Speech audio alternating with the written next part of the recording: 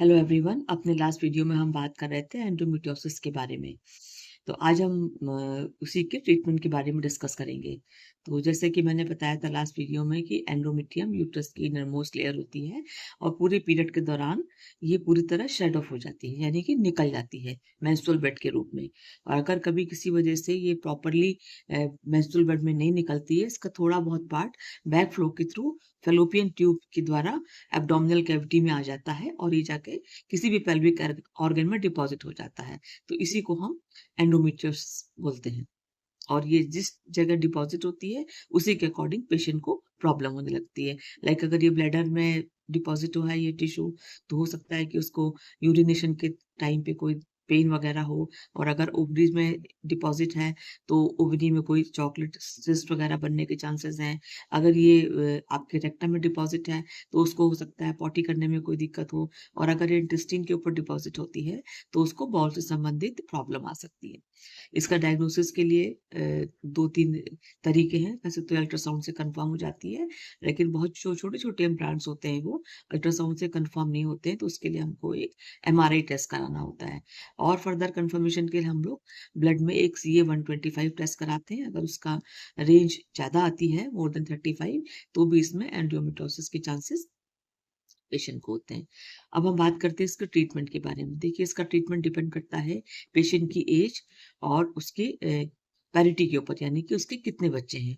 तो अगर पेशेंट बिल्कुल यंग एज ग्रुप की है, उसको पीरियड में बहुत पेन है और बहुत ज़्यादा उसको दिक्कतें हो रही हैं अपनी डे टू डे की लाइफ में, तो हम पेशेंट को कुछ पेन किलर्स देते हैं, साथ में उसको पीरियड रेगुलर करने की दवाइयाँ भी देते हैं, क्योंकि एंडोमेट्रियोसिस में ब्लीडिंग भी बहुत ज़्यादा होती है पेन के साथ-साथ में। तो पेन किलर से उसका पेन कम हो जाता है और हार्मोन यानी कि जो पिल्स है उसके पीरियड रेगुलर हो जाते हैं। और फिर कुछ समय के फ़ॉलो-अप के बाद में पेशेंट को दिक्कतें धीरे-धीरे कम होने लगती हैं। और अगर यही एंडोमेट्रियोसिस पेशेंट को चाइल्ड बियरिंग एज में है, यानी कि और उसको इनफर्टिलिटी की प्रॉब्लम है, यानी कि उसकी अभी शादी हुई है, उसको किसी वजह से बच्चे नहीं प्लान कर रहे हैं और अगर जाँच में उसके एंडोमेट्रियोसिस कन्फर्म है, तो उस केस में हम लोग लेप्रोस्कोपिक सर्जरी के द्वारा उसका एंडोमेट्रियल टिश्यू का जो इम्प्लांट होता है उसको हटा देते हैं। यानी कि जिस वजह से उसको बच्चे मतलब होने में दिक्कत आ रही है, तो वो सर्जरी लेप्रोस्कोपी के द्वारा की जाती है और उसके बाद पेशेंट को फ़ॉलो अप के लिए हम लोग रखते हैं। तो जो भी उसको दिक्कतें हैं, बाकी जो ब्लड टेस्ट वगैरह, उसके अकॉर्डिंग फिर आप बच्चा प्लान कर सकते हो। और अगर यही दिक्कत पेशेंट को 40 या 45 की एज ग्रुप में हो रही है और उसकी फैमिली पूरी हो चुकी है और पेशेंट को एंडोमेट्रियोसिस की वजह से बहुत पेनफुल पीरियड्स होते हैं, तो उस केस में हम लोग पेशेंट को हिस्टेरेक्टमी यानी कि बच्चेदानी हटाने की सलाह देते हैं और उसके बाद पेशेंट को फिर फ़ॉलो अप के लिए बुलाते हैं।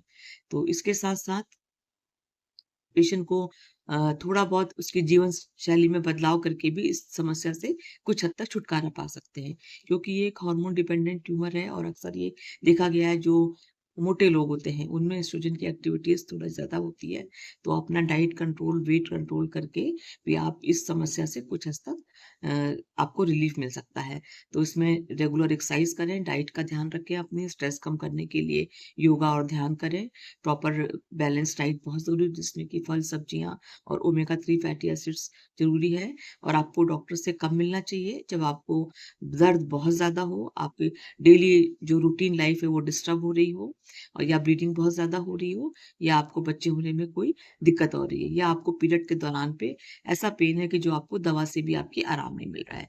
तो इसीलिए कभी-कभी इसकी डायग्नोसिस मिस हो जाती है और लोग उसको पीरियड का पेन मान करके सिंपल पेन किलर लेते रहते हैं। लेकिन अगर आपकी समस्या पीरियड खत्म होने के बाद भी बनी हुई है और आपको दर्द नॉर्मल से बहुत ज़्यादा हो रहा है और आपको दवा से भी उसमें आराम नहीं मिल रहा है, तो उस केस में आप जाकर के डॉक्टर से अपना सलाह ले सकते हैं और भी जो जाँचें हैं, वो करवा सकते हैं। और इसका ये कोई ऐसा कोई लाइलाज बीमारी नहीं है, इसमें थोड़ा टाइम लगता है, बट ये दिक्कतें ठीक हो जाती है। बट पेशेंट को थोड़ा अवेयर होना पड़ता है और उसकी प्रॉपर डायग्नोसिस कि बहुत ज़रूरी है।